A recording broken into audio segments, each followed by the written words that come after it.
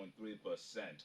That is unemployment rate of Q1, I believe, 2024. But then you have another group saying that that figure is not the reality. That the reality far outweighs what the NBS is saying. So let's start with the unemployment figures. What do you make of the figures? 5.3% are unemployed in Nigeria. It's a blatant lie. Like last week we were talking about the figure too.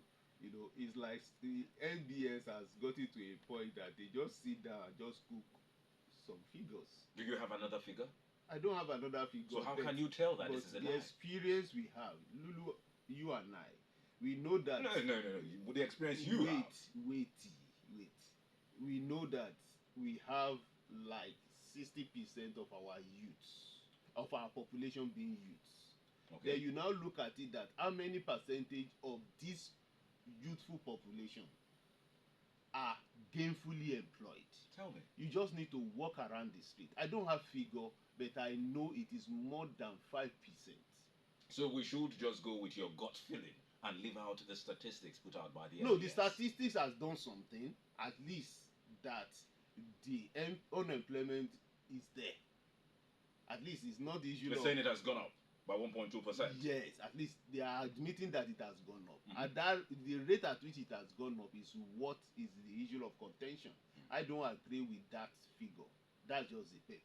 The unemployment is there and it is increasing. We can't dispute that, and that figure is not disputing it. So let me. They are only playing down on at the level of the unemployment. I would like to agree with you without conceding that maybe this figure is wrong. Wouldn't this mean that whatever plans the government is making will be poor, considering that they will be planning based on a faulty figure? Well, if at all, or an incorrect figure. If at all they are using the figure, because I've not seen any signs that they have been using the figure. I mean, there are plans for the 2025 budget most already. Of the time, when our government our leaders are talking about their plans, budget, they don't make reference to some of these figures. They are not empirical. You said so. No, that's what you're suggesting. So I don't think most of them have been using these figures.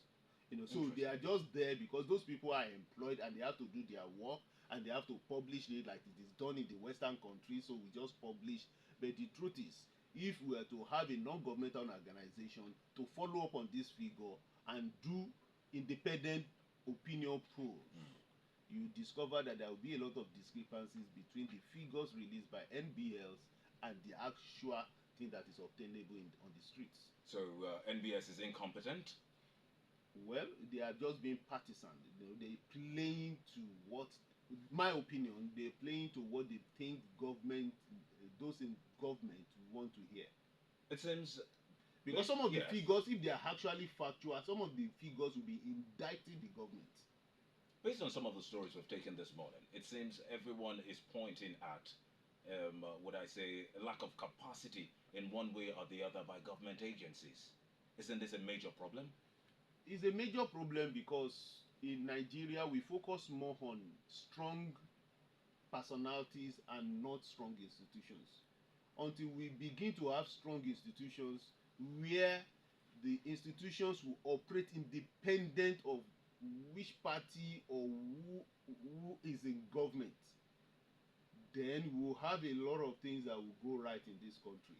But you know that one government in, another government out, they begin to bastardize the institutions to favor their own narratives. All right. So that is the problem we have. NBS should be independent, the same way INEC should be independent, the same way the judiciary should be independent, the same way INEC should be independent. When we have strong institutions, everybody will sit tight.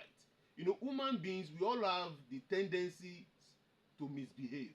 Every human being has that tendency. But when you know that this institution does not condone or allow any indiscipline, you sit up. It rained overnight. It was not so easy to wake up and come here and be here by 7.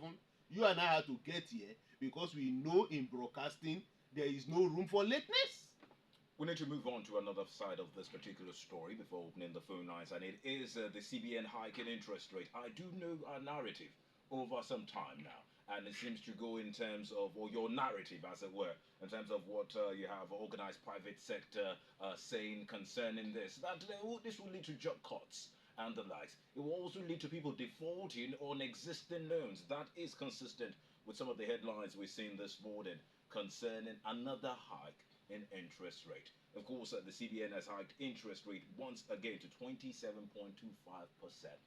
What exactly is the situation? They keep hiking it, but it seems not to be solving the problem. Like we said the last time, the statistics figure,